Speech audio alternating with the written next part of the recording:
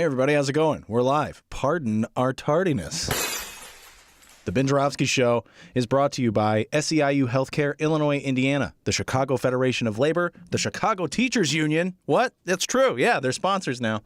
And Chicago Reader, chicagoreader.com for all things there is to know the city of Chicago, where to go, what to do, what to eat, what to drink, what kind of cannabis to smoke. It's true. They talk about that too.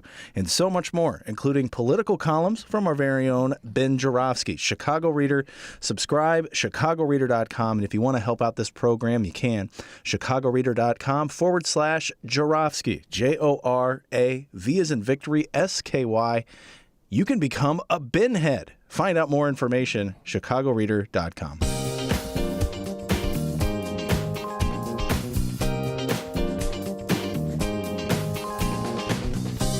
It is Thursday, July 15th. And yes, still live from my apartment and his attic, this is the Ben Joravsky Show.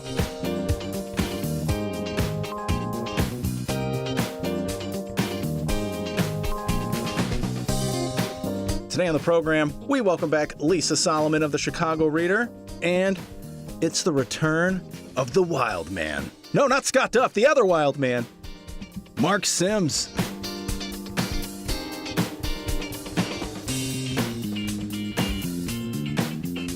And now your host, the wild man, Chicago Reader columnist Ben Joravsky. Hello, everybody. Ben Joravsky here. We're calling this Exciting News Thursday, and here's why. Lots of exciting news in the newspaper. Tommy Schumer, shout out to young Thomas from the Sun-Times. He had a big article. Nicholas Fandis in the New York Times, never met him, but let's give him a shout out anyway, D, all right? Woo, woo, shout out to Nicholas Fandis. Shout out,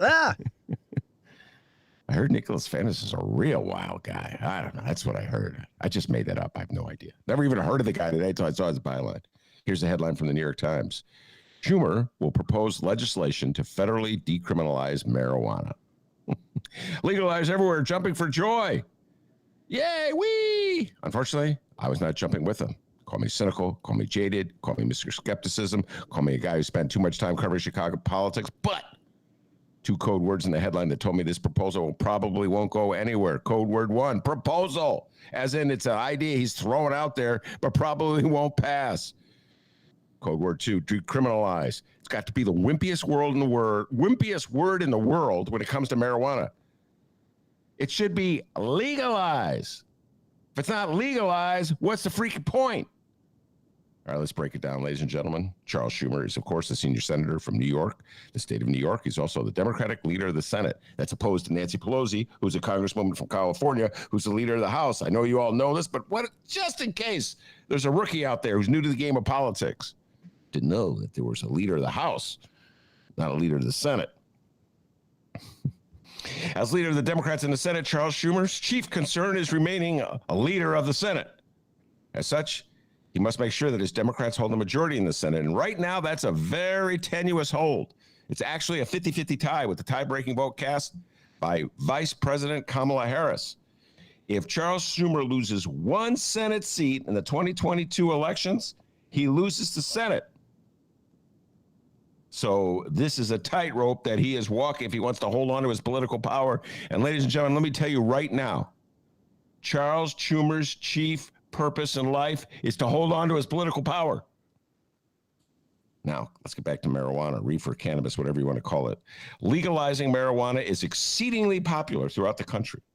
According to the New York Times story I read, and this supports everything I've known for months and months and months, recent public opinion polls suggest that 70% of Americans support legalizations. That's not 70% of liberal Americans. That's not 70% of Ben Joravsky Show Americans. No, that's 70% of Americans, as in MAGA is part of that. 70%, ladies and gentlemen, you cannot find 70% of Americans who agree on anything. But they agree on legalizing reefer. Furthermore, states all over the country have already legalized it. 37 to be exact for medicinal use. And 8, by the way, we'll talk about wimpy. It's legal for medicinal use, but not recreational. I love that. The distinction. This is all part of the game. The distinction between recreational and medicinal. Anyway, it's legalized for recreational use in 18 states, plus the District of Columbia. Recreational use, like you're going to smoke a joint and throw a frisbee. And all those states that have legalized it are keeping it legal. They're not about to unlegalize it at any given time because it's a money maker. Millions and millions of dollars of cannabis sold every year. Lisa Solomon knows this. She knows this. She's coming on in a little while. She knows this. With taxes fortifying state coffers that might otherwise be broke. So they're not giving it up. Here in Chicago, Mayor Lori Lightfoot and the Chicago City Council, they're so desperate for the tax on reefer that they're borrowing against it. The money hasn't even come in yet, and we're already spending it. I would argue that politicians are more addicted to spending money than they are to anyone who's addicted to smoking marijuana. Back to Charles Schumer. The greater problem is that cannabis is illegal on the federal level, which causes all kinds of hangups on the local level. For instance, Lisa Solomon just told me this today, and I hadn't thought about it until she told me. One state can't sell to another state. So let's say Indiana legalizes reefer tomorrow, which is exceedingly unlikely because the yahoos who run that state, but let's just say they do. And they have no growth facilities to grow the stuff. They can't buy it from Illinois because of federal laws. You can't cross state lines. And it's harder for dispensary owners to find banks that deposit their money. And there are still people locked up in federal prison for trafficking. And people like Sha'Carri Richardson can't compete in the Olympics because she tests positive, which I realize has to do with violating International Olympic Committee rules, not federal government rules. But the two are connected in that they're vestiges of the old demon weed reefer madness myths that have not died and are showing surprising resiliency, in part because they feed this notion that marijuana is somehow or other connected to the subterranean anti-American cult of radical leftists who want to turn us into Cuba. I know it's one giant, exceedingly irrational mixed metaphor, and none of it makes sense. But the political reality is this: a Democratic senator who favors legalization will be labeled as a subversive who's weak on crime, and he or she will get hammered by his or her law and order Republican opponent. And if it's a close state, they will want to champion any issue that might cause them any votes because every vote is precious. So there's some Democrats who will never vote for legalization because they're too chicken. Case in point, Senator Jeanne Shaheen, Democrat from North New Hampshire, quoted in the New York Times story, and I quote, "There is still not enough data on marijuana use and whether this is a gateway drug, in my mind, to be able to make a decision to legalize it." Gateway drug. Talk about code words. I haven't heard gateway drug does people even think of marijuana as a gateway drug to what? I mean, it's like if you end up addicted to some horrific painkiller, it's not because you smoked marijuana when you were in 8th grade, folks. It's so ludicrous. Everybody knows it's ludicrous, and yet these myths hold on. So I don't think we're going to find enough Republicans to overcome the Democrats who won't vote for legalization, let alone the Republicans will need to override the veto if if the Republicans decide to filibuster the bill, to override the filibuster. Even though legalization is also a libertarian issue, as in liberty from tyrannical dictatorships, somehow when it comes to legalization, you can't find hardly any Republicans to stand for liberty, even though they're supposed to be the party of libertarians, which is part of the reason I say libertarians are the biggest frauds in America. Another subject for another time. So here's the deal. My bet is that Charles Schumer has introduced the bill to get people like me excited and to get people like me to think that Democrats really care about them, but that bill won't go anywhere. It's sort of like the elected school board bill from Chicago, which year after year until recently would pass one house, die in the other, pass the Senate, die in the House, pass the House, die in the Senate here in the state of Illinois. Somehow or other, no matter how many people said they were for it, how many senators or reps voted for it, it didn't pass. Isn't that funny how that worked? There's a lot of reefer madness in this country, ladies and gentlemen, but the real madness has nothing to do with the actual reefer. We got a great show today, everybody. Lisa Solomon sitting on deck, ready to join us. Marc Sims, will be joining us really soon. Marc Sims, a good friend of the show, podcaster, got a lot of interesting things to say about crime in the city of Chicago, about Mayor Lori Lightfoot, a lot of local political talk. But Lisa, wanted to bring you in because yesterday we had Michael Malcolm on the show. And first of all, welcome to the show, Lisa. I shouldn't just assume you don't need a welcome. Welcome to the show, Lisa. Thank you, Ben. Always happy to be here. Half of my opening rant came from a conversation I had with you earlier in the day, particularly the example of Indiana. So I want to thank you for that. All right, Lisa, the reason I brought you on the show is because I wanted an update. We talked about this yesterday with Michael Malcolm. And finally, the state of Illinois is going to address the inequities of its licensing program, where somehow or other Black entrepreneurs got left out when it came out to distributing license for the very lucrative business of selling cannabis. I got it right. I know you were worried I was going to say reefer, but I got it right. People Go ahead, are calling it all sorts of names, so call it what you want.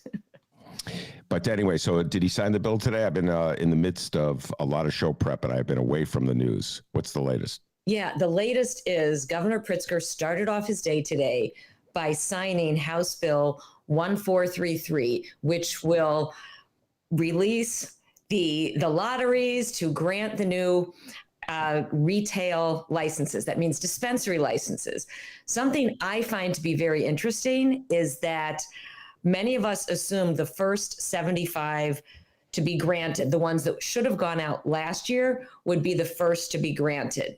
It's very interesting because to deal with some of the inequities in this, they decided to do 2 more rounds of 55 dispensary licenses from this pool of applicants. So they had the 75 perfect scores. So all of those people are going into one lottery. Then they decided to do another round of 55, lowering the threshold to 85% of the points.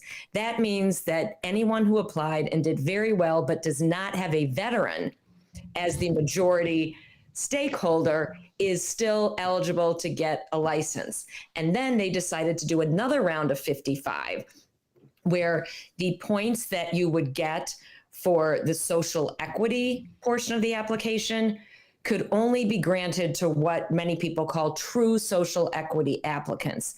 That means you cannot get your points from the promise to hire clause, which many people refer to as the slave master clause, because that clause says that if you hire people of color from disproportionately impacted areas, that's disproportionately impacted by the war on drugs, you could get your points. Well, that is a load of you know what, because that does not really mean it's an equity application. So what I find to be the most fascinating is those 75 perfect scores are actually the last of these 3 rounds of licenses to be granted, giving a very, very slight head start to the equity applicants. So on July 29th, people that have at least 85% of the points will be in a lottery round.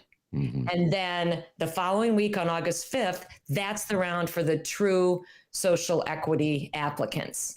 2 weeks later on August 19th, the first 75 that were supposed to be given out last year will then be selected. There is still some talk that those might be held up with more lawsuits, yet to be seen.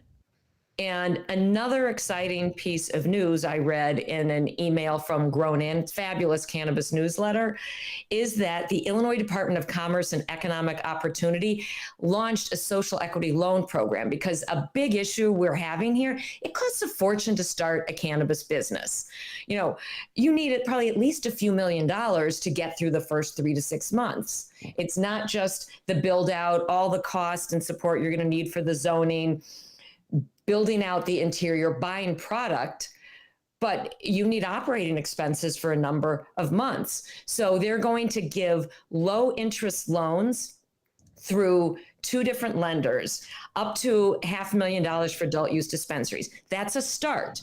That's not enough to get them through the first 3 or 6 months. That might help them get the door open, but they've got salaries to pay, rent to pay, insurance, everything. So that's exciting. And craft grow licenses, 10 days from now, we are expecting to hear everyone who qualified for the lottery to have their name be made public. Notices were sent out today. People have 10 days to confirm that they still want to participate and can move forward with this. And then we get to see who those go to. Supposedly, they're primarily people of color in that pool, 67%. So thank you for letting me give that update, Ben. All right, I appreciate that. And yes, Michael Malcolm yesterday was, he did a whole riff on the slave master clause. If anybody missed yesterday's show, I urge everyone to check it out. He was very funny, very ironic about what it means.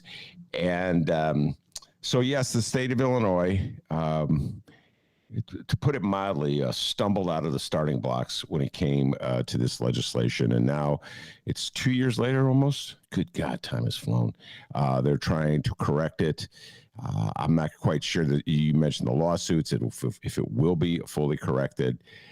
But the second problem, and we'll be discussing this probably in future shows, Lisa, is the one that you just alluded to, and that's raising money to operate a business. And many of the operators I know are seeking those licenses say they're trying to tag team with well-to-do backers, let's put it that way. They'll have the license, the backer will put up the money, that kind of thing. It's very expensive. We all knew this was going to happen in the back of our minds. The cynicism that I expressed at the outset regarding the politics of the federal legislation existed on the local level as well. But Lisa, I got a feeling that we're not done with hearing stories of inequity, stories of inability to get money, stories of front operations in the cannabis industry. You agree with me on this? Yes, definitely. So the state put in place one safeguard, and that is that you cannot sell a provisional license. So when these licenses first come out, they're provisional. I'm not sure how long it takes. It might be 2 years till they convert to a full regular license. However, I don't know if there's systems and safeguards in place to prevent backroom deals, because what most of us would like to see is that these equity license holders actually have a chance at keeping their license if they would like to keep it and operate it. A lot of them have gone into great debt throughout this process. And, they've got mortgages, second mortgages to pay off because it cost them a fortune to get the support they needed with the applications. While other states made it really cheap. You fill out a little form, pay $1,000 and you can get a license. But that's a whole nother conversation. You've got a lot more to discuss on this show. Yes. So I'll definitely come back. We'll bring on some special guests that have personal experience as really phenomenally successful business owners and with success in the cannabis industry that cannot raise capital because they are a person of color, a woman, and there is a lot of inequity still. All right. Thank you very much, Lisa Solomon. Appreciate you coming on the show. Marc Sims will be joining us real soon. We're going to take a brief break, and when we return, Marc Sims will be with us. Stick around, everybody.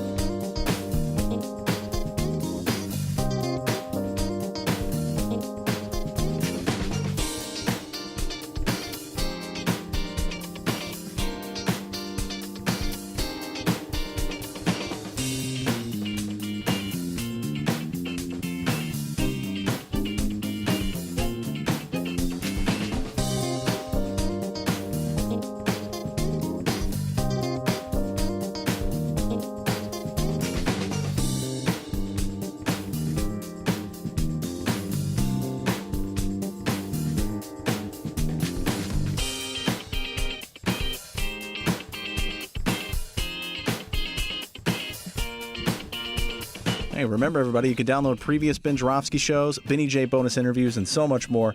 ChicagoReader.com/Jarofsky, or wherever else you download your favorite podcast. Tomorrow, oh, what a week it was, recapping the week that was in Chicago and or Illinois news. That's going to be tomorrow. But hey, we got a show today. Welcome back to the Bingerowski Show, live from his attic. Thank you very much, Dr. D. And your apartment, by the way. Let's not forget it's live from your apartment as well. My apartment. We're waiting for Marc Sims to check in with us. He had checked in with us, Dennis, and then he saw that I was talking to Lisa, and he left. I guess he's shy or something. I don't know. He doesn't want to be there. Remember when I should wait for when he's on to hear this little anecdote. When he was a guest on our show in the old days when we were in the studio, and Lori Lightfoot walked in. Oh yeah, he's turned into a different person.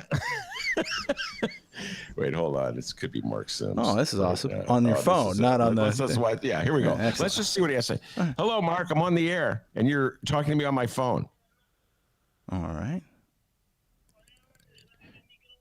He says he's waiting for the thing to go through. It's spinning around and not letting him go in. Oh, interesting. So we are live, literally right now. We're breaking every wall in the business. Yeah. So, all right. My suggestion is to check out and check in again. Dennis is nodding his That's a head. great suggestion. Yeah. Great suggestion. So anyway, Marc Sims, a little technical difficulty today, ladies and gentlemen. Doing a live podcast every day, things like this happen. Like sometimes guests who say they're going to show up don't show up. We'll not name any names. They just don't show up. Where are you, guest? All right. Well, one thing you can mention here to Marc, I noticed he got his show got referenced in Politico, Illinois Politico. For which interview? Can't remember which interview. I'll look that up. But I saw that he was featured in Illinois Politico. I was like, way to go, Marc. Yeah, no, I was going to give him a shout out when he came on and take all the credit for it, which of course I don't deserve any of the credit for. But Marc Sims, Marc Sims had a show on cable, public access TV back in the 90s and the O's, and he had me on as a guest, and I always appreciate him.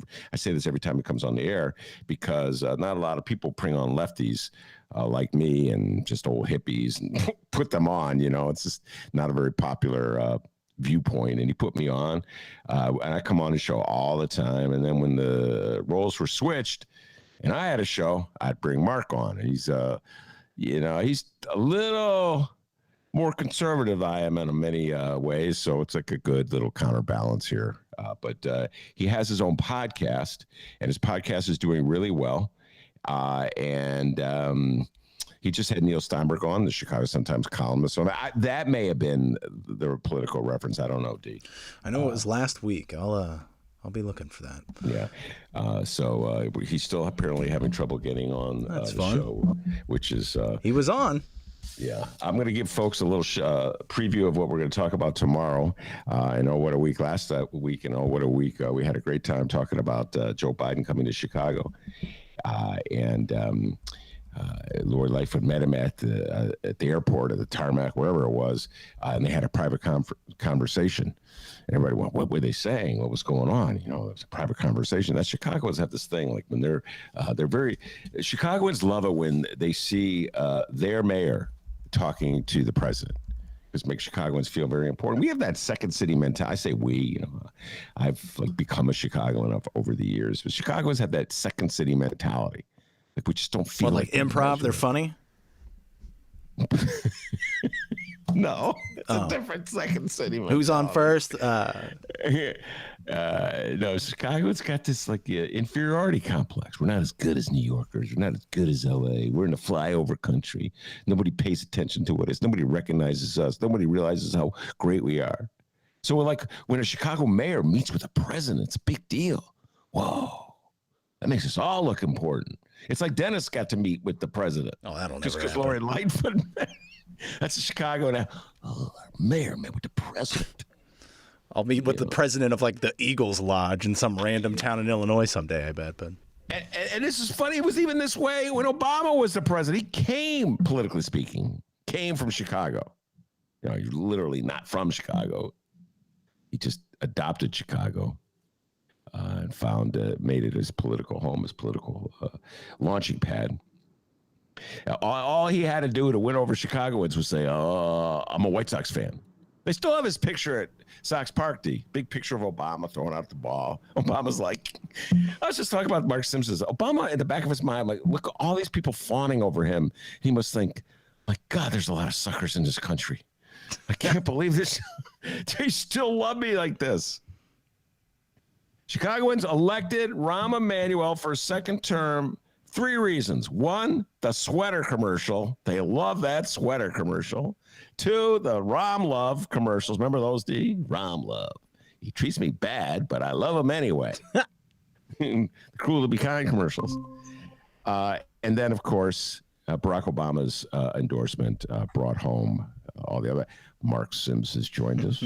Marc Sims, who's been Marc Sims, who's run a podcast, who's had his own TV show, but apparently is perplexed and befuddled by the technologies of the day, has finally managed to figure out how to come onto our humble little show, and he has joined us. It's COINTELPRO. They're trying to stop me. They're out to get me. It's a damn conspiracy theory. Well, you're in your bunker, it looks like there in your video, so you're hiding out. That's good. He's in his bunker. Wait, how come I'm in this dark space and you guys got a nice lighted background? That's what we're wondering. And we're wondering that about you. I'm like, dang. Dennis noticed I did change his shirt. I got the funky white T-shirt off. Dennis, man, you should have smelled the T-shirt when I took it off. Man. I'm going to tell you about breaking news on the Ben Joravsky Show, Marc Sims. Hold on. Breaking news on the Ben Joravsky Show is Google Meet, we've been discussing this, has decided to do this Zoom thing. So we use Google Meet to connect with you, as you know, Mark. And now they put a time limit on it. So I'm like, I've had about enough of this Google Meet, man. It's so bogart. We figured out how to do it. Give Dennis credit. He figured out how to deal with it. Dennis is the man. Yeah, no, he is the man. Without Dennis. Anyway, so I'm thinking of going to another platform. Yep. Thinking of going to another platform. And Bezos is going to get you. That's Amazon. Amazon. That's not. All right. He may get me anyway. He'll get you anyway, yeah. So the other platform would actually have a camera that you could see us. And so that means you would have to, get that pizza stain off that shirt the next time you're on the show. All right. Damn real. Staying on. All right. Marc Sims has joined us. Thank you very much, Marc Sims. By the way, so Dennis said you got to mention a shout out of Politico, but he couldn't remember. I got it here. Oh, okay. Go ahead. You didn't know that? Yeah, you were on Illinois Politico. It says here your interview with Alex Kotlowitz. Oh, it says here journalist, author Alex Kotlowitz talks about his craft with podcaster Marc Sims on Just a Few Questions. Oh, I remember the young lady. She sent me that. I can't pronounce her name. I can't. Wow. Shia Kapos. See, I can't say Shia Kapos. See? You just did. I did. Oh. You just said it. He sent me something. I said, what are you? You from the feds? Who are you trying to get me? Dennis, just because you're paranoid doesn't mean they ain't out to get you. Yeah. Okay. Thank you for that tip. That'll help me get me through life. So talk a little bit about your Alex Kotlowitz interview. Alex Kotlowitz, of course, a very well-regarded author and movie maker. He's up for an Emmy. Did you know that, Marc Sims? No, man, you got the hooker. How you know that? Because he's your buddy, doesn't he? Your buddy. Yes, Steve James. Steve James. He's up for an Emmy for City So Real. So Alex Kotlowitz was the executive producer of City So Real. In fact, came up with the title. So what did Alex Kotlowitz have to say in your podcast, Marc Sims? A lot of all jokes aside, the podcast is called Just a Few Questions. Just a Few Questions. You can type it in your computer now. Just a Few Questions. Or you can see me on Twitter, Marc Sims Chicago on Twitter. That's Marc, M-A-R-C S-I-M-S Chicago on Twitter. And he's a cool dude. I just send a bunch of emails out. I just send out to everybody and come on the show. And some people say, okay, I'll come on your damn show. Why not? We'll talk for a few minutes. But I'm obsessed with education and crime. And what's the famous book Alex Kotlowitz wrote years ago? There Are No Children Here or something? Correct. Really good book about the old, late, great Henry Horner homes, which are gone now. And he was a cool dude, and it's good. See, it's like I tell people I talk to my guests off the air sometime, and sometime, before we go on, after we go on, and I say that when I was a limo driver, I used to see famous people all the time, get a chance to talk to them, like Jeb Bush and Cornel West. The list goes on and on, right? And the late great Diane Carroll. I can go on forever. Also, your friend Bill Cosby. We'll talk about that some other time, maybe later in the show. Your buddy Bill Cosby, my friend, your friend. But the point is that so I really enjoyed that. So I hope I can recreate that and talk to famous people, notable people, through the podcast. And you get lucky, you get some, big names every once in a while, like Kotlowitz. But I had Mary Patillo on recently. She's phenomenal. Northwestern University professor. I had an Emory University professor, and she talked about Black love, Black women, Black Love, Black Women, America's War on Black Marriage, which is a very good book, but Black folks don't want to talk to. She was on both my podcasts. You know that, Dan. The one time out. We got, okay. I didn't think you were going to go here, Mark. Get on the podcast, Ben. Mark Sims has 2 podcasts. We've talked about this in the show from time to time. I don't know if he has let the cat out of the bag to Alex Kotlowitz or Mary Patillo, but he has 2 podcasts. And one of them is for members only, if you get my drift. No, I told you, the other folks got mad at me because I had people like I told you before, Paul Vallis and Arnie Duncan on. Oh, you have too many white people on your show. What are you doing? You sell out. You selling your people out. Oh, craziness, which I understand because I was one of those Negroes 20, 30 years ago. I got it. I think I'm grown. Very soon I'm going to start my last year in my 50s. Which is not freaking me out, but I'm not 29 anymore. People have to understand that. They took away my black card when I voted for Rahm. You know that. But the point is that the other podcast is called 400 Plus, and it's for the Negroes. It's for my people. But then again, I don't really have any people because because people want it's like African Americans. African Americans, they love. I mean, like most people are people. We know that. But Black folks love music, sports, religion, mainly the church, and food. My podcast, we don't talk about food, religion, sports, or the church. We just don't. Every once in a while, I talk about church a little bit, but folks get upset if what's the fancy word? Iconoclast, right? Yes. I'm not quite an iconoclast. I had a bunch of big words here, and I can't find the word. I dropped the damn page. It's discursive, right? And that's what I do. What is this like? I had it right here. Wait, discursive, isn't that when you write something as opposed to print it? No, that's cursive. I don't know. No, I think discursive means passing aimlessly from one subject to another.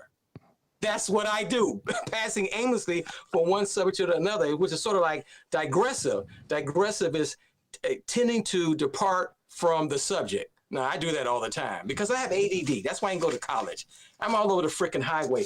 But I'm on a podcast. I tell my people like Alice Kotlowitz and Arnie Duncan, I try to say, I talk before the podcast, sometimes after the podcast. On the podcast, I shut the hell up because no one's going to hear me. So I just ask a few questions, let the guests talk, and have a nice day.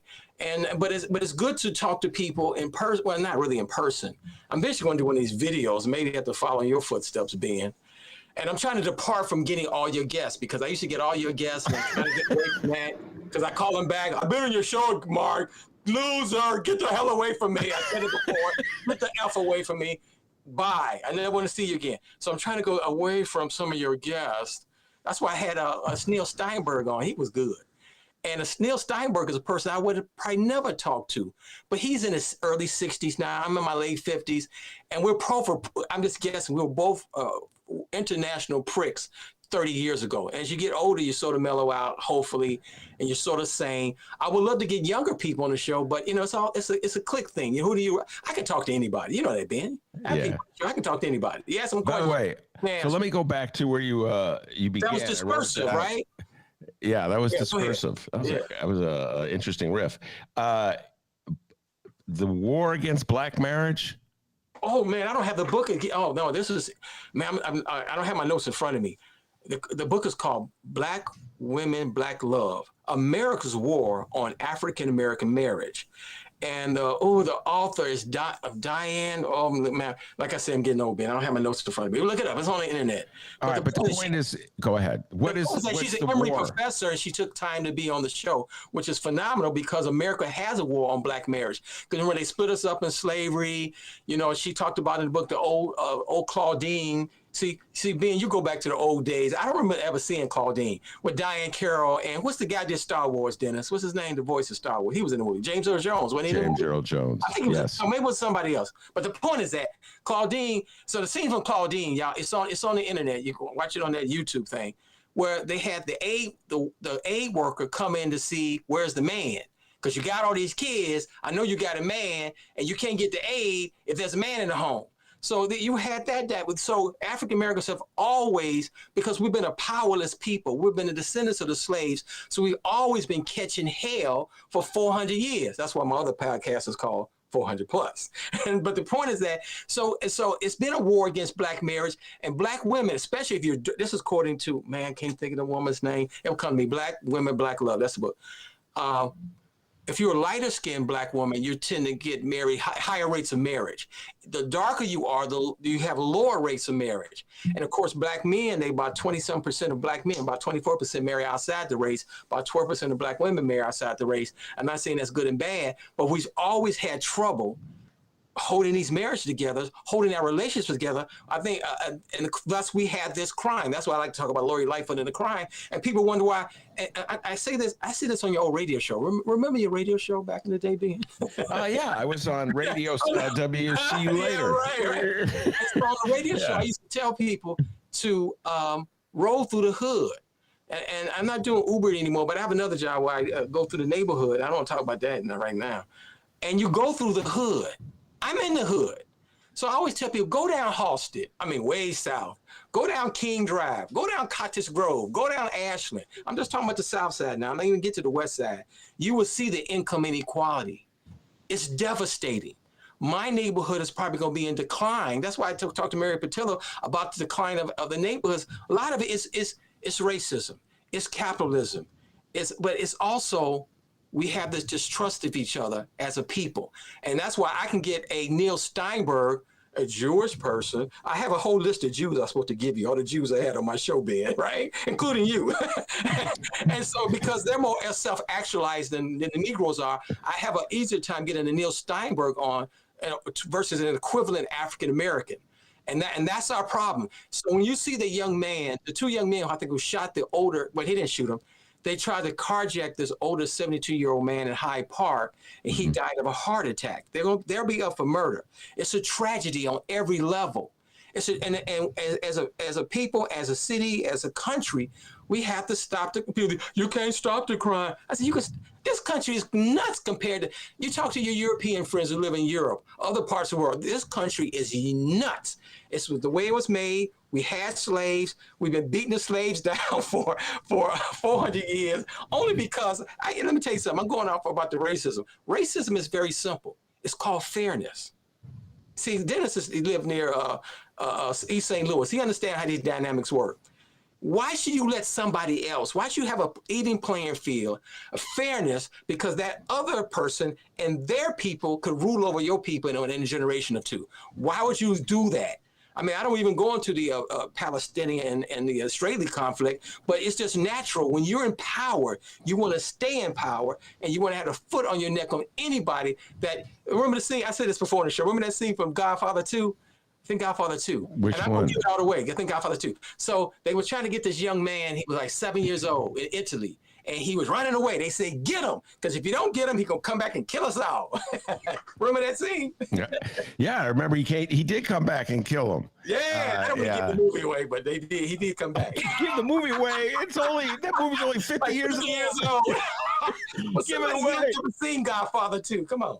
By the way, so a tangent here, and then we'll get back to Mark. Once Upon a Time in Hollywood, which is one of my favorite movies, QT, Quentin Tarantino. He came out with the novelization, the novel, and I actually I bought it immediately, read it.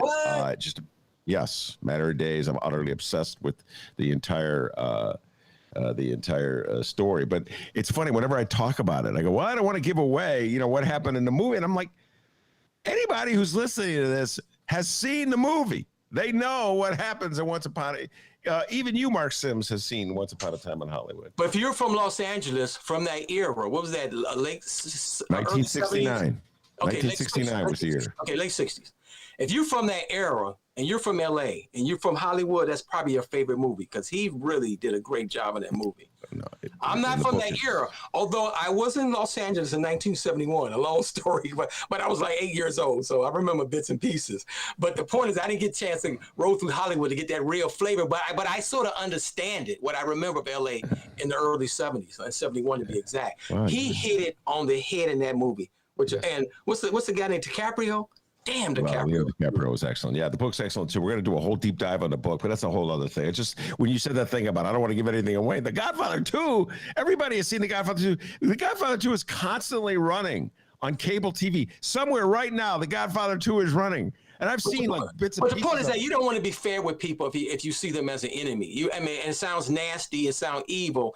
But when you're in power, you want to remain in power. And so so I understand racism because it's just human nature. It's just all over the world. That's just how it is. Humans. You're and one thing I have to say about Marc, he's been consistent on this point about crime being a paramount issue in the city of Chicago. And this goes back to the days when you would come on the old radio show and you would talk about crime. And it's very bizarre. But so I was given the little space for quote unquote progressive talk. And in progressive talk, you didn't talk about crime. It's like the station was on the northwest side. It was on the northwest side. It was like a mile south of what's the hot dog stand with the two hot dogs on top of the building? I know. Super Dog. Yeah, Super. It was up down the street from Super Dog. I'm not. But I'm not talking about the location. It's a different planet than the far south side. Okay. Yeah. It's a different planet. But I'm just talking about the mindset of progressives. They could not deal with the issue of crime. Crime as an issue itself. Follow me on this one, Marc Sims. Yeah. It's difficult to deal with because people don't know how to fit it into the usual narratives that control their political worldview. So is crime a result of a failure of human beings to be to follow all the basic rules? Is just that they know they should follow, but there's just something wrong with them? They can't. Or is crime a result of your upbringing, with inequities, and have led you down the path of crime? Resolving disputes by taking a gun, is that and settling it? Is the problem the notion that you can resolve a dispute with a gun, or is the problem the notion that the gun is available? Nobody knows. Really, it's a struggle, Marc Sims, to put these very difficult questions into a narrative that makes us feel good about like how we vote, who we vote for, what we believe in. And so when you get to liberal talk, people don't want to talk about crime. Do you follow what I'm saying? They don't want to talk about it because they don't live in those neighborhoods. That's all it is. They don't live in those neighborhoods. If you live in those neighborhoods, you have a totally different perspective. I mean, I see my neighbor. I can sort of predict. I could be wrong. Let's say the neighborhood is in decline in the next 10 years. I have the money. I'm not rich, but my house is paid for. We're stacking the money away. So if we have to move, we can get the hell out of here. But the point is that it really doesn't have to be that way. But we live in a world, especially this capitalism we live in America, it's about profit. It's about nothing else. It's all about profit. It's disgusting. And if we don't, and when I say crime, people don't understand. I want to do a TED Talk. I'm just too lazy to write the TED Talk because I'm trying to link black crime in Chicago, places like Chicago. It's really connected to everything. Afghanistan, whatever, you can all connect this stuff, but people don't want to go there because I'm really talking about equality and real fairness. To stop the crime in Chicago, anywhere, you have to have equality and fairness. It's like, it's tough. It's a tough thing. Like I said, I talk to people from University of Chicago. I'm going to work on getting some people from the crime lab from University of Chicago on the show. I had one guy who's connected with, but I want to talk about crime because we have too many smart people in this town. We have Northwestern University. We have the University of Chicago. We have Mayor Lori Lightfoot. You can end this, but to end the crime, you almost have to mess with the ecosystem. The ecosystem is very simple. Everybody makes money off of crime. Because you need more police, judges, jails, counselors, social workers. Everybody's making money off of a few people, percentage-wise, off their dysfunction. Everybody's making money. And of course, naturally, I would never say defund the police because I don't believe in that defund the police. That's just too extreme, right? But you want to slowly change funding to stop the problem. Like Mayor Lori Lightfoot, I think she's come out with a proposal today or whatever about $1 million to stop gun violence. See, that's a political thing. I'm not saying she's wrong, But she has to do something political, because you talk about, we're going to make sure that every child can read in this town, that we can fix their dyslexia. If they need glasses, if they got issues at home, they get the wraparound services. But see, those are long-term solutions where you may not see the fruits for 5 and 10 years. People are like, I want to put those Negroes in jail now, put them poor Mexicans in jail now. And so it's easier to talk about reducing guns versus teaching people to frickin' read, give them a skill. And then, of course, the real hard part is that when this capitalist system we have right now, there's not enough good jobs, quality jobs for everybody. That's the really scary thing people don't want to understand. There's not enough good jobs in this country, and we almost have to alter our capitalism. Otherwise, not just the far south section, parts of Roseland, parts of Inglewood, those are third world neighborhoods.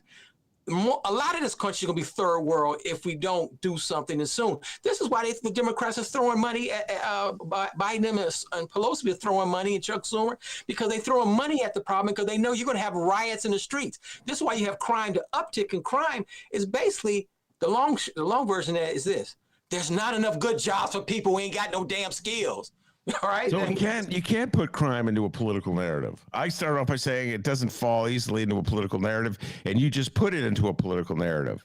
It's all of the above. You know that. I mean, but the point is that you can. Mayor Lori Lightfoot. See, the thing about Mayor Lori Lightfoot, she's a wonderful person. She's already a multimillionaire. She's fine. I want her to win re-election. I don't want her to become Jane Byrne. But the point is that she probably like Ron. She may leave in 8 years, 2 terms, she may be gone. But you need a long-term 10, 20-year solution that starts with literacy. And let me tell you something to go far afield, because you start doing ooh after I say that. 5 years ago, I would never, before I even get to literacy as a crime-stopping problem, I would talk about meditation. Now, I'm not a meditator. I was sitting in a chair and daydream because my mind is, as you can see, I have ADD and a few other issues. I'm a scatterbrain. So I cannot sit there in a chair and be quiet and do some ums and ohs and be enlightened. I have trouble doing that. But conceptually, I do understand the power of meditation. I would start with meditation first. You can call it mindfulness, quiet time. You call it whatever you want. But the point is getting people to be quiet. I guarantee you, if you ever, like me, I was telling somebody, I was telling Ben, not you, I was telling Ben that, I ain't gonna say that. I was talking about the blackness. I don't have enough blackness in me to hear that beat all the time. I don't care if you're black or white or Latino or Asian. Some people like to hear music all day long. They have to have the TV all day long. They can't spend 1 minute of silence. I guarantee you, when you go into most low-income homes, those homes are loud. Not all of them. There's always the phone, somebody on the phone, somebody on TV, somebody coming in and out. So a lot of children grow up with no silence, no peace. And so so I would say meditation is the first thing that I would do. But if I was mayor of Chicago, they were like, oh, he's gone to the moon. He's Marianne Williamson now. The mayor of Chicago wants us to meditate to stop the crime. I mean, you can't do it politically because people go nuts. But no, I listen. We listen to you. First of all, I agree with you. Actually, that last part. I mean, you said a lot of things on that riff. I mean, that was like Hendrix-like, and you just covered a lot of terrain there. But the meditation, I'm with you 100%. I try to calm down, which is very difficult for me because I'm a little like you. I'm all over the place. But one thing you said, I'm going to come back to it on that Hendrix-like riff, is that you want Lori Lightfoot to win re-election. And then you just went on to 100 other things. So you voted for Rahm. You wanted Rahm to win re-election. You'd probably still be voting for Rahm if he was on the ballot. Damn right. So why do you want, what is it about Lori Lightfoot that you like that you want her to be re-elected? There's only one thing. You introduced me to Lori Lightfoot at your radio show. I mean, yeah. The podcast in Old Sun-Times building. Yeah. So I met Lori Lightfoot in person. I gave Lori Lightfoot money that day. I never give anybody money. I don't give bums on the street money, but I gave her money just to kiss her booty. That's why I gave her money, to kiss her booty. And so the point, let me say that again. Wait, I remember we were just teasing before you came in the air about how when she walked into the studio, you turned around and walked out. And I was like, where are you going? Let me say this again. She was going to be the next mayor of Chicago, and I shouldn't be on her podcast, which is your podcast, stealing her thunder. No way. But the thing, I don't want to talk about that. It's the videos out there. People want to see it. The main thing about Lori Lightfoot, I blew that because I always tell kids, anybody else, you have to be prepared for situations. I was not prepared to meet Lori Lightfoot. That was my big chance. I was not prepared. All right. So wait, we're going to take a break because Google Meet, which is so after these messages, we'll be right back. We'll be right back. So Dennis knows the procedure. He's cool and calm.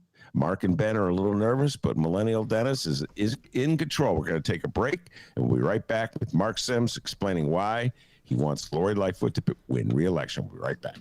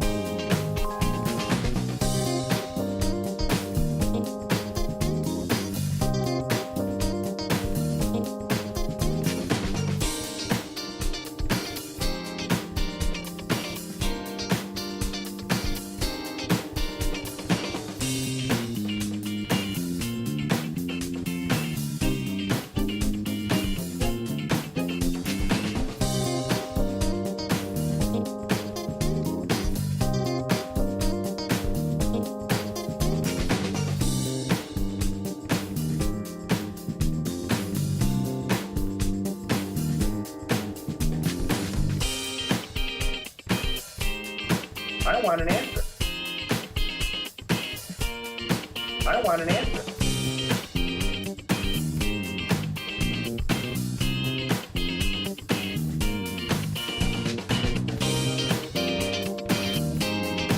I don't want an answer.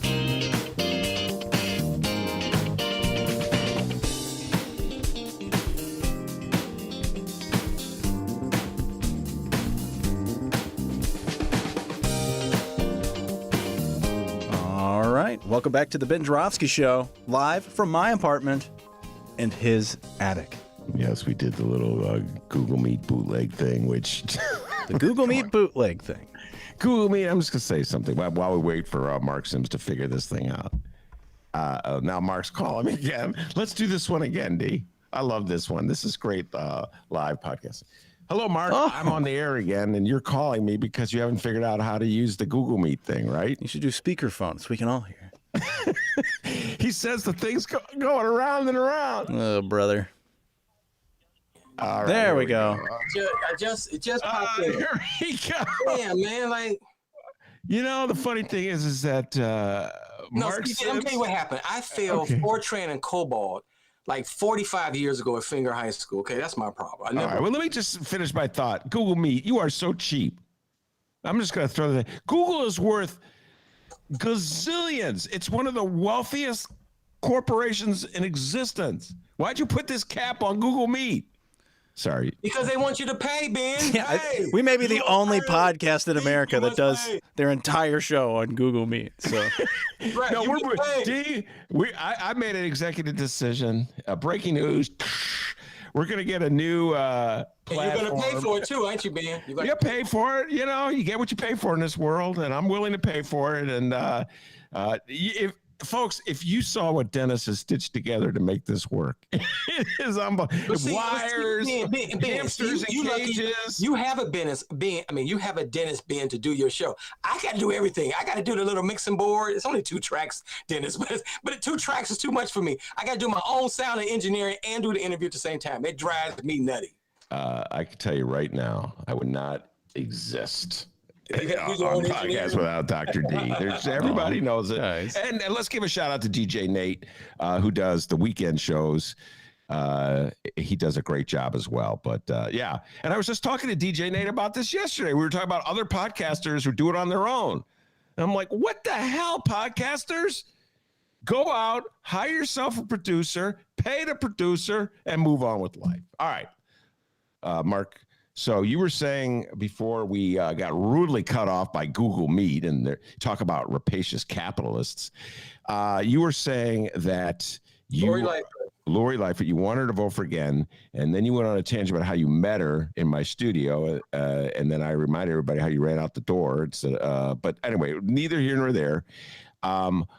What have you seen from Lori Lightfoot in these first 2 years that leads you to say you would like her to be mayor for another 4 years after that? I want her for the same reason when I saw her run for mayor years ago. She wasn't a politician. I mean, she never held political office. That's the first thing, which is good and bad. As we see, it's good and bad. Two, she's a black woman, so I like that. We're like the same age. In fact, she's only like 2 weeks older than me, maybe a week and a half. And the other, I mean, I don't get into people's personal business, but you know what I'm talking about. She checks off all the boxes for this modern time. She's a perfect candidate for this modern time. But I want Lori Lightfoot. Who's the guy who runs Chris Welch? Who's he? Speaker of the House? What's that guy's name, right? Speaker of the House, State Representative Chris Welch. Mm-hmm. Yeah, what's his nickname? Well, his nickname is Chris. His first name is Emmanuel. Oh, that's what it is. Okay. See, you see, I keep up with the politics. I listen to the Ben Jarofsky show every day and can't remember. But I want all these politicians, I mean, they really care about the future of Illinois and future of, Illinois citizens and Chicago. They should have term limits. Term limits is not the end all be all. And I'm going to start sending stuff. I said one thing on Twitter to Speaker Welch, because I want him to have term limits, and it's for future people, future aldermen, state reps. Hey, I saw your boy in Hyde Park the other day. What's his name?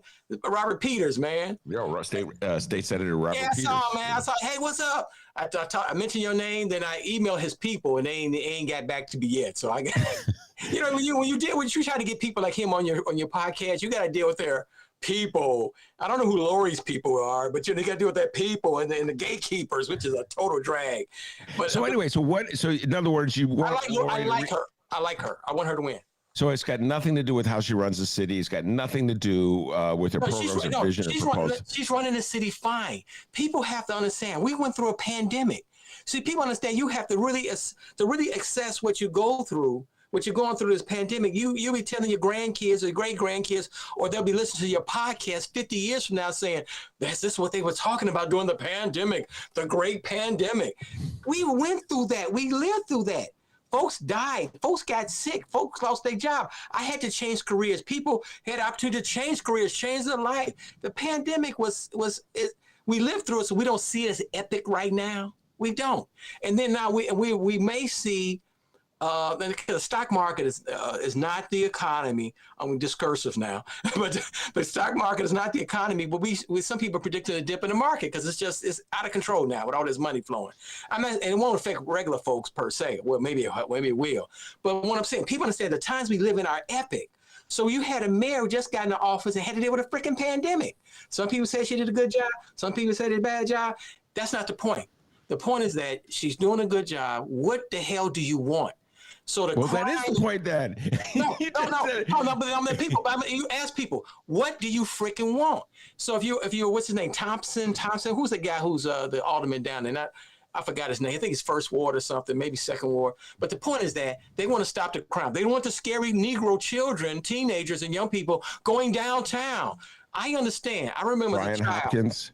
Yeah, You're talking about Hopkins. Second Ward Alderman Brian Hopkins. Oh yeah, and then they have the State Street guy, or Michigan Ave. Oh, we don't want the scary Negroes scaring the tourists, the shoppers. Oh, the scary Negroes. You're talking about 42nd Ward Alderman Brendan Riley. Yeah, all of them. It's all these people. Mark Sims and I have been conversing for so many years that I can read his mind. It's almost like we're a married couple. So when he goes down, you don't want to be married to me, man. It'd be worse than Oscar Madison and Felix Unger for you older people that remember those guys. Okay? Yes, I remember. Love this show, The Odd Couple. Okay. All right, go ahead. Continue. But the point is that I remember as a wee small child, they used to have the New Year's Eve celebrations, countdown with some guy named Kennedy. I can't think of his name now. He was at Channel 7. He had a show called Kennedy and Company on Channel 7. His name was Kennedy. You can find him on the internet. And so they used to have a countdown on State Street by the Chicago Theater and Old State Lake when Channel 7 is still there. and you would be a sea of white folks, right? This had to be late 60s. Then by the early 70s or whatever, it was number of black folks downtown at the countdown. I used to see the late, great John Coughlin. I think he's the weatherman of Channel 2, WBBM TV. And they were throwing snow. He was on top of the Walgreens building over there, and they were throwing snowballs at his behind. He's lucky he didn't get shot. But the point is that white people took over downtown. It was scary. You remember how it used to be? You remember the State and Lake, the old movie houses, Chicago, United Artists, McVickers, Roosevelt. I'm probably Michael Todd. I'm missing a few. But so the Negroes came downtown. You had the black exploitation movies, all that. But those days when all the Negroes were downtown, those are long gone. Daly came in and cleaned it up and blah, blah, blah, blah, blah, and Disney-fied everything. And now the Negroes have come back. And these younger people don't have these younger people don't give a damn of what white folks think. They really don't, okay? They were born in the 2000s or something. Not even the 90s. They were born in the 2000s, maybe late 90s. So they're teenagers, early 20s. They don't give a rat's ass about what white folks think about them being downtown on Michigan Avenue. So the point is that it's funny how everything is old is new again. So how do we keep those Negroes away from downtown Chicago, scaring the people? But I want the scary Negroes to stay downtown. That's why I'm glad Lori Lightfoot is doing, what is it called? Invest Southwest. So you have things on the far south side, in the west side, in your neighborhood, so you don't have to go downtown and scare the white folks in Michigan Avenue and scare the tourists at the Bean, right? You know what I'm saying? But I want Lori Lightfoot to do that, but she has to set the plan, and hopefully the next mayor 6 years from now, whoever that is, can keep it moving. Now, but we have to have fairness in this town. Go ahead. That was a great riff as well. The portion of your riff that I will now pull out and deconstruct further is the part where you talk about how white people find black people scary. And that's another topic that you're not allowed to talk about on radio, progressive radio, any radio. But what you're getting at is something very real. And lots and lots of white people, notice I say lots and lots of, because I don't want to say it's across the board, do find black people scary. Lots and lots of white people do find black people scary. A lot of black people find black people scary, okay? Troy LaRaviere was honest. He came on this show. We talked about this. You remember that? I don't know if you do remember that, but the conversation, like when you see a group of kids coming your way and you make a judgment about them. And Jesse Jackson, I remember when Jesse Louis Jackson confessed that he has a different attitude, and that about like a group of young black kids coming his way. And by the way, his quote has been used by so many MAGA people to like justify their own hatreds and fears. But you're right on, Mark, and that notion that there are too many black people in the downtown's business section is sort of like the underpinning of so much of the philosophy when it comes to strategy, when it comes to planning in the city of Chicago, that nobody will ever admit to. But you're right. You're right. Yeah, I cannot argue with you. I've been around a lot of conversations with white people. I hear what they say. And their fears are legitimate, Ben. They are. I mean, let's face it, it's a recent story. I don't know all the details. A young man, I think he went to school like in Glenbard North. What is that, Glenview or something? Where's Glenbard? Glenbrook North. It's in Northbrook. It's where Neil Steinberg lives. Oh, okay, I get them mixed up. Oh, that's a school right on Deerfield Road then, right? See, now that's where I don't know roads. I just know that Glenbrook North is in anything north of Howard, you don't know where it is, right? That's not true. Anything north of the Baha'i Temple, you don't know where that is. Right? Anything south of Baha'i Temple, you don't know. That's my area. Everything north of Baha'i. So he was up there in Northbrook, and he came to visit his dad in Austin neighborhood and got shot and killed. There was a young woman. There's a lot of white folks ain't really white. You know what I'm saying? You found out they're Palestinian or one of their parents or whatever, or you know what I'm saying, right? There's a lot of white folks ain't really white, right? So this one of the young ladies, she looked like she was somewhere from whatever. She didn't look white. But the main thing is that she was walking on, Franklin or something near Harrison, and one of those bums came out and stabbed her, killed her, right? And there's been a few people, tourists, who've come to Chicago, people visiting family, friends, and they get killed. It's embarrassing. And so we have to stop that. And guess what? This is what I like saying. To stop a lot of problems is like the bar. I love saying the analogy, bar rescue or restaurant rescue. You have to change people's behavior. It sounds bougie when I say that. You guys change the proletariat Negroes. Their behavior is pretty bad. You got to teach them bourgeois sensibilities to stop the crime. Yeah, you should do it, but it's really the environment. So I understand what Lori's doing about South and Southwest. She's trying to improve the environment, thus improve the behavior of poor people, which is part of it. But like I said, let me say this again 3 times. Literacy. I'm going to have a lady on my podcast tomorrow to talk about dyslexia. I mean, and I had people, this is the second person I'm had about, I'm going to have a few shows more in future about dyslexia, the science of reading, of implicit phonics instruction. For a lot of people like me back in grammar school back in the day in the 70s, I started school in 67 to be exact. The point is that they need intensive phonics instruction. All right, let me ask you this, Marc. When you going off now, go off on the riff about street crime, and these horrific crimes, these murders, these shootings that we read about in the paper. I read about the young man who was killed from Glenbrook North in today's Tribune, I think it was. Yeah. So I listen to you. I've been listening to you. We've had these conversations for a long time. Do you ever find yourself drifting into MAGA country? Do you ever find yourself wanting to vote for Donald Trump? No. You never find yourself like Tim Scott or find yourself like Bo Snerdley or whatever the hell his name is? Or see, the Republicans, I would probably agree with them maybe 20%.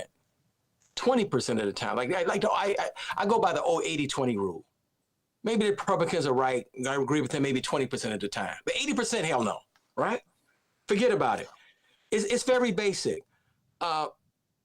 We talked about scary Negroes downtown. That's been the history of this country. What to do with these Negroes? First, they were slaves. Then they got free after the Civil War. What did we do with them? We had Reconstruction. Now, I know they had some free folks in the North, that kind of stuff. What did we do? They built a housing project. I mean, Daley built a housing projects here in Chicago. Then his son tore them down purposely one of the reasons is to move the Negroes out of Chicago, which he did. Ron, which I voted for him, hoping he would move poor black people out of Chicago, which he closed 50 schools, which is part of the goal to move black. Because he's like, if we get these black people out of here, we have less black folks, less crime, and maybe we can control the few that stick around. I mean, you can't say that publicly if you're a politician. I'm not a politician, so I can say it. No, Chris Kennedy said it. Kennedy said it. That's why he didn't win.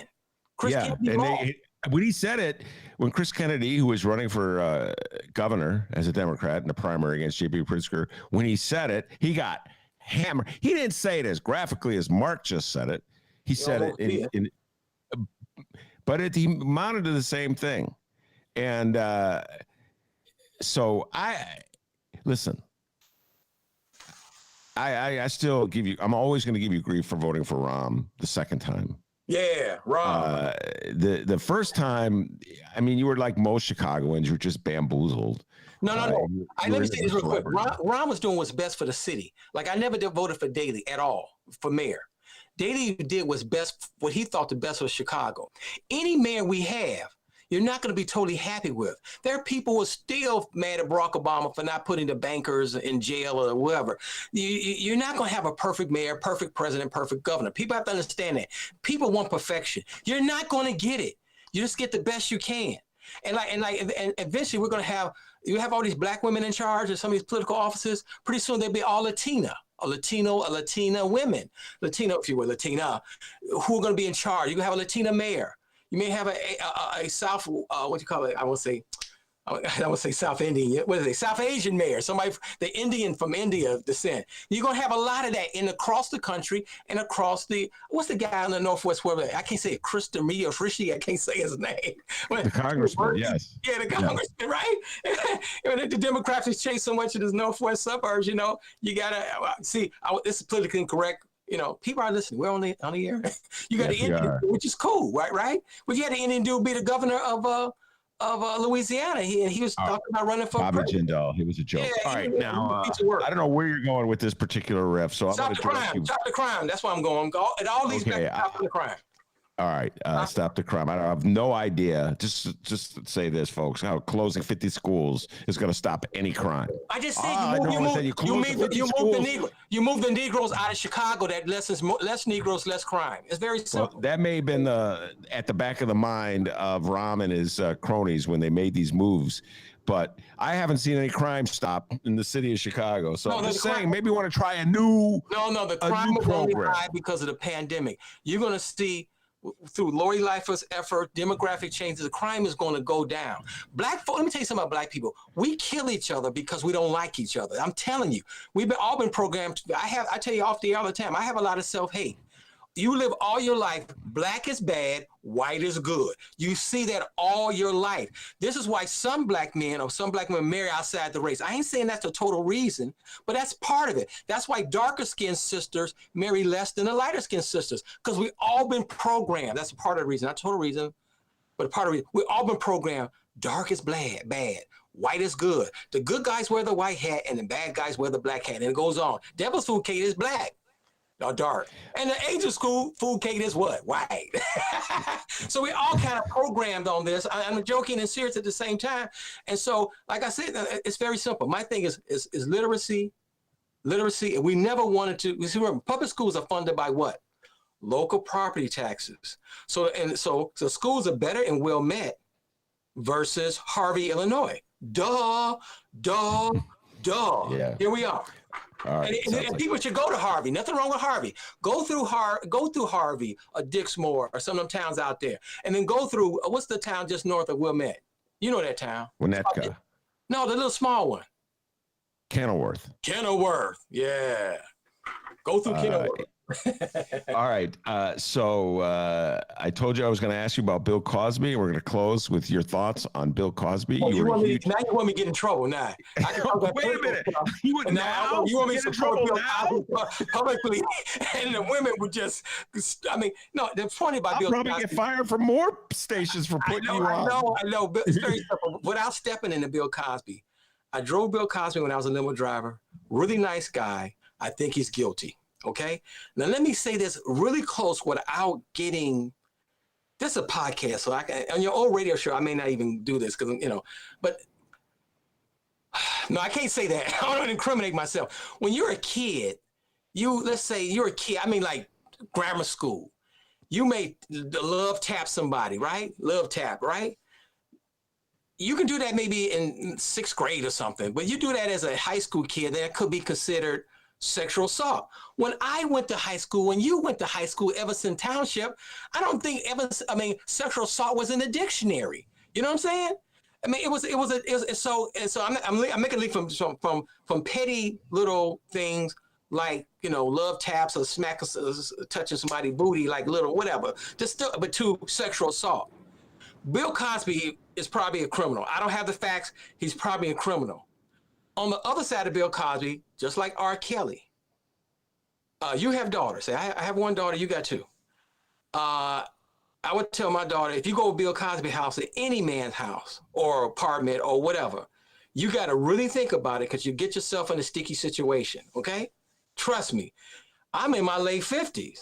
I can't do the things I did 40 years ago, but you come over my house now. I'm in the basement right now on the far south side. You come over my house right now, it's on like Donkey Kong. You know what I'm saying? So you got to be careful. I'm not putting the onus on women. You are though.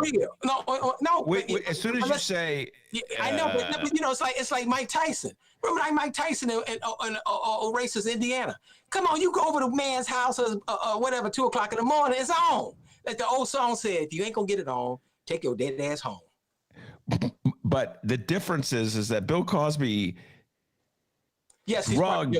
I say he's guilty, yes. Probably. Yeah. I mean, well, first of all, he was guilty. He was convicted. Yes. So he was guilty in a court of law. Yeah. But I think what you're saying is that you believe that he drugged women and raped them. I don't have proof, but I know men are capable of that. I've been a man. I don't have the testosterone levels I had when like I said, 30 and 40 years ago. But man, when you have them when you're younger, people, I know women may not understand this. I don't know what women go through. I know what men go through. When I was a kid, after that, you just had testosterone. It was just like strong. But as you get older, trust me, Ben, my get up and go has got up and went a long time ago. And I wish I could that's bad. But what I'm saying though is that you make the leap from being a natural man to being a predator. And believe me, people don't want to talk about it. Was arcading incest? What's the other term? I mean, all that stuff goes on in families. When I was, let me tell you something. When I was a kid, because I was overly cautious, I understand some of the Muslim people put the women in burqas and stuff. And when my daughter's growing up, I don't want to get too personal. My daughter's growing up, even when she was a little girl, from growing up a little girl. And we used to have fights about this with her. I mean, we didn't have a fault. We argued about it a little bit when she was a teenager. I would say, even she was a little girl, no tank tops, no tube tops, no halter tops, no skin. No skin. Because I know what men are capable of. Teenagers, grown-ass men, I know what goes on. You want to send a message, if you touch this girl, it's bad news. When you're a teenager or 20-year-old, you remember those good old days, Ben, you say, that girl I probably could get somewhere with. That girl, I need to back off. I disagree with you 100%. I disagree with you 100% on this. Well, some people are going to agree with me. They're at home saying, yeah, Mark, you're right. Right on. I know a lot of people are probably agreeing with you, but I disagree with you. And I got a feeling your daughter disagrees with you. And yeah, wait until she has a daughter of her own. Then she say, Daddy got some sense. Daddy was right. You're waiting for that day to come, Mark Sims. You're going to wait a long time. No. Remember, the older I just your disagree parents, with you. remember, before you disagree with me, the older your parents get, the smarter they get. You know that, right? I've heard that line. I'm not quite sure it's true. I've heard that line. I've seen it. I'm not quite sure it's true. But I completely disagree with you. You're putting the onus on the woman. Some of the onus on women. Bill Cosby did what he did. It wasn't because a woman was wearing a tank top. It's because Bill Cosby has some, to put it mildly, some issues.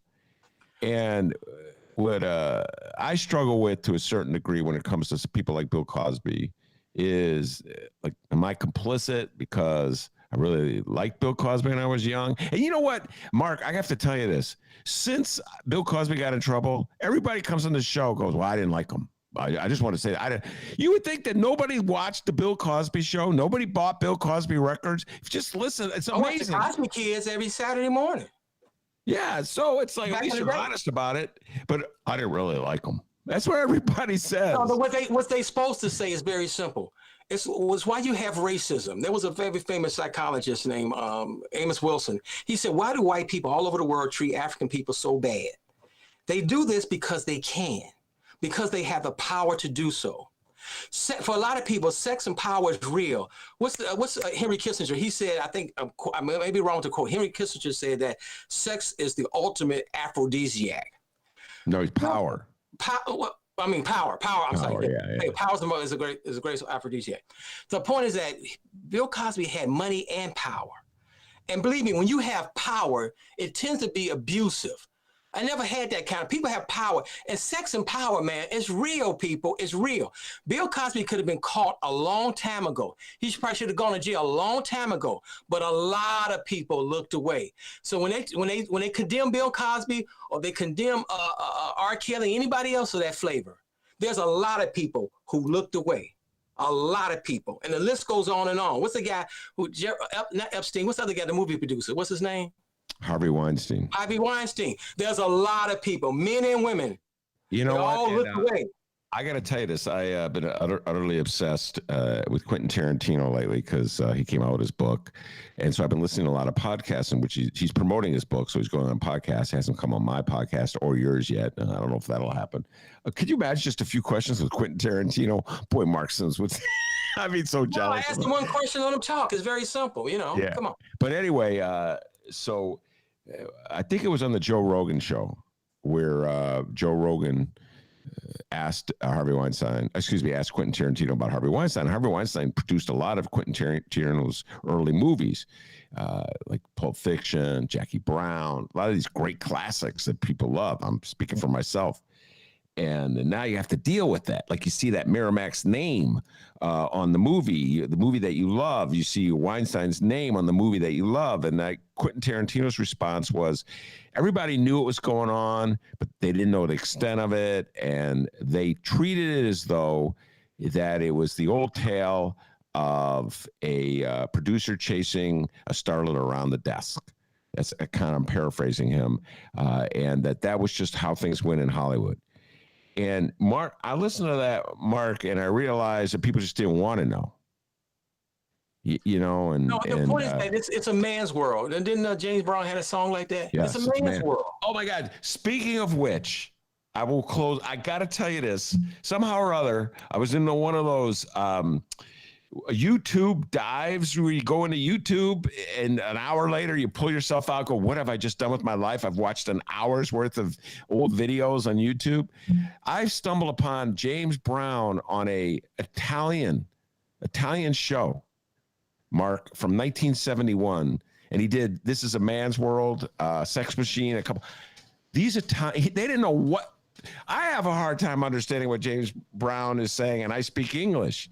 These Italians, you know, they had no idea what James Brown, but they loved James Brown. They were going crazy for him. Anyway, it's tangent with a tangent. The point is that Weinstein and people like him get away with it because it's a man's world. It's a man's world. And people got to understand, when I was a kid, the women's lib movement was jumping off. I didn't understand it. Billie Jean King, and what's the guy she beat when the tennis thing? Bobby Rigg or something? Yeah. Rigg. Bobby and the Rigg, point is that people got to understand, women couldn't get a credit card unless their husband okayed it or something in the 70s. People have to understand, women were basically property of men up until like the 70s. So you have to put Bill Cosby in a full context of men ruling the world and subjugating everybody. And you also have to put and attitudes toward Bill Cosby really changed when the comedian Hannibal Burgess made a reference to it, and it was amazing. It was like overnight, it gave people permission to condemn Bill Cosby. We live in a very weird world, Mark Sims. You know that as well as anybody. We've been talking about it for over 20 years, and we'll probably still be talking about it for another 20 years. All right, but that's enough time for today. 40 years, man. I'm going to be here until I'm 90-something. Let's do 40 years. Okay, you'll be 100-something. It'll be cool. Mark will be visiting me. Here you go, Ben. In a nursing home, 102-year-old Ben. When you're talking to an older person, people talk loud. Hi, Ben. Like they treat you like you're really dumb. How's it going? It's good. Mark will be like that. Okay, Ben. Anyway, Mark Sims, I want to thank you very much. We've been talking on various forms of podcasts and cable shows and radio shows since Bill Clinton was president. No, probably since George W. Bush. So, Mark, one more time. I'm gonna have your daughter back on the show. She was good. Yeah, she was. And her partner in crime, Cody, let's give him a shout out as well. All right. Mark Sims, promote your podcast one last time. Go ahead. Just a few questions. Just a few questions. Or Mark Sims on Twitter, MarcSims, Chicago on Twitter, man. You're the man, Ben. I won't have you back on for a while. When I need a guest, I always call Ben. I gotta ask somebody. Let me call Ben. He calls me. Ben, come on. It's good to have friends. Tell me about it. It's good to have friends. Yes, indeed. By the way, folks, Mark was on all these riffs today about, I would say I agreed with about 70%, maybe 50% of what he said. Damn. But when he does his podcast, he asks the question and he steps back. I just have to say that. It's not Mark Sims riffing. It's Mark Sims listening. It's a different whole. No, people are shocked. They see me in person like, wow, man. But when it's showtime, they say, damn, you serious. When it's showtime, I really, I take it serious. I take it very seriously because all jokes aside, somebody's going to be listening to your podcast 50 years from now and be like, who in the hell is Ben Joravsky? Who was this guy? Yeah. We need to learn more. Oh, Lord. All right, Mark Sims, thank you very much. I also want to thank Lisa Solomon, of course, the man, the myth, the legend, the pride of Jordan, Illinois, without whom this show is possible. He's doing a miracle these days with this crazy bootleg Google Meet. As Mark Sims will tell you, back home in Alton, they call him bootleg. Bootleg Denny. Give yourself a raise. Take it out of petty cash. See you tomorrow, everybody.